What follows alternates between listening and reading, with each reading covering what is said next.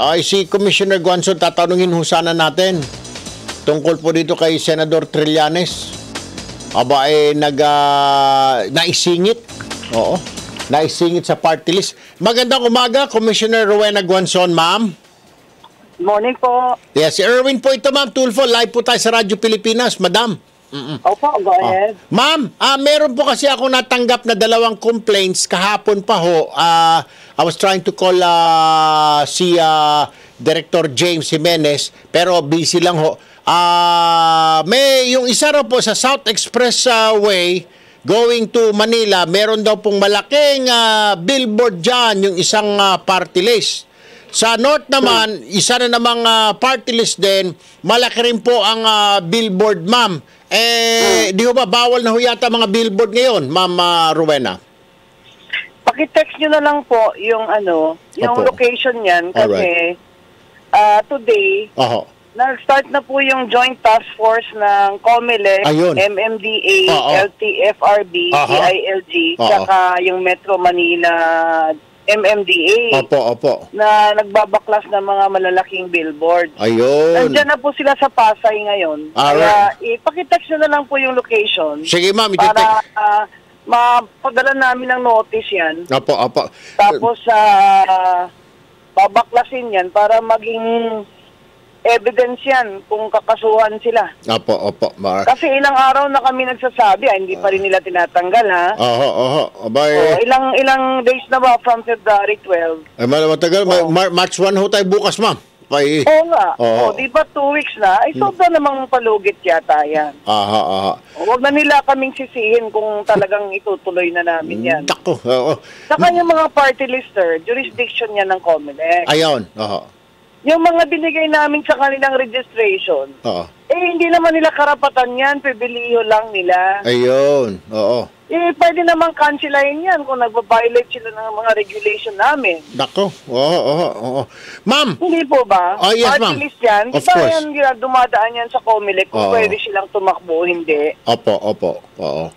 Ma'am, may pangalawang question, ma'am. Totoo ba, I don't know if you have the records on your hands right now, siguro wala naman. May nagsabi ko kapon si Yusek Paras na dating congressman, si Kuan raw pala ngayon ang first nominee ng Magdalo Party List, si Senador Antonio Trillanes, ma'am. Can you confirm this? I do not know that. You know, Jing Paras, my friend, Opo. he can just text me. And then, Tell him to text me and I will find out. You know, opo. I doubt. I don't remember, but let's see. Nung kuan ho yata, ma'am, kailan ba yung deadline ng pagpapalit ng mga kandidato? Parang may ganun ho yata kayo, ma'am, somewhere like around February or January na pwedeng magpalit yata ng kandidato, lalo na sa party list, yung mga nominee. Yung party list po, may listahan silang 5.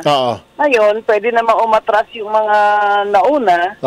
So, let's say mag-atras yung number 1. Pwede naman yung number 2 ang mag-assume. substitute. Ayun. Okay naman po yun. Pero, usually pag nag-election na, wala naman silang substitution na kasi unfair naman yung manalo na sila ng ilang seats, saka lang sila magpapa-withdraw. Di ba? Alright. Pero nangyari naman po yan na, kunyari, may namatay. Agaya ni Congressman Representative Batucabe. Opo. Yung next number nila, number 4. Kasi 3 seats sila eh. Yung number 4, yun pong umakyat. Ayun. Na kumuha ng lugar niya. Papalit. So, kahit po mawalan kayo ng representative o nagkasakit man, disabled na, kaya nga 5 para may substitute po. Ayun. Alright, panghuli na lamang, ma'am. Ano po ba itong COMELEC Field Test Voter Verification Machine? How is it doing right now?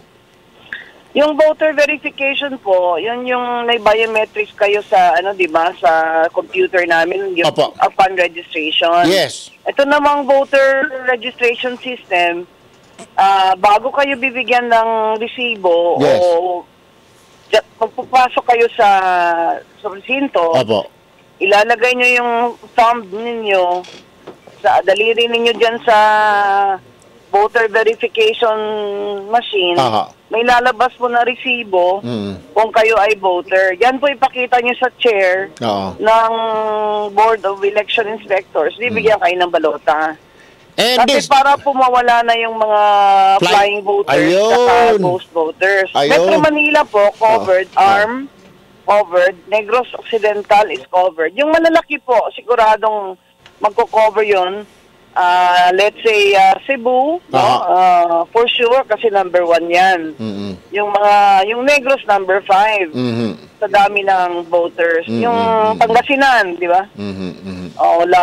Cavite, ganyan. So Metro Manila po kasama yan dito sa ating pilot po ito. First time ito na gagamitin ng COMELEC. Aba, maganda. Panghuli na lamang, Commissioner Guanzon, ma'am, nadagdagan pa po ba yung bilang ng ating mga hotspots na area or areas of concern, madam? Kahapon po sa meeting ng Commission and Bank, pinakita ni Commissioner Alpareño na ang buong ARM ay magiging red hotspot. Napag-usapan din sa Commission and Bank na maaring magkukonsulta kami sa Mindanao kasi may martial law doon. Magkukonsulta kami dahil ang tanong, inquiry namin, ay malaya bang makaboto ang mga tao kung sila ay nasa may martial law? Yan po ang inquiry namin. Kasi ang Supreme Court, sinabi nga ni Commissioner Louis Guia, talino talaga ito si Louis. Yung Supreme Court, sinabi ng Supreme Court, may lawlessness. Hindi po ba? Tama. As a fact, there's evidence na may lawlessness, violence, ganyan. So, we have to inquire. Pwede ba tayong magpa-eleksyon dyan? Correct. Kung ganyan na ang finding ng Supreme Court. Kung may martial law dyan sa Mindanao. Alright, very well said. Ako, maraming salamat po sa mga information na yan, Commissioner Rowena Guanzon ng COMELEC. Magandang umaga, ma'am. Mabuhay po kayo, ma'am. Salamat. Dagang salamat. Thank you po.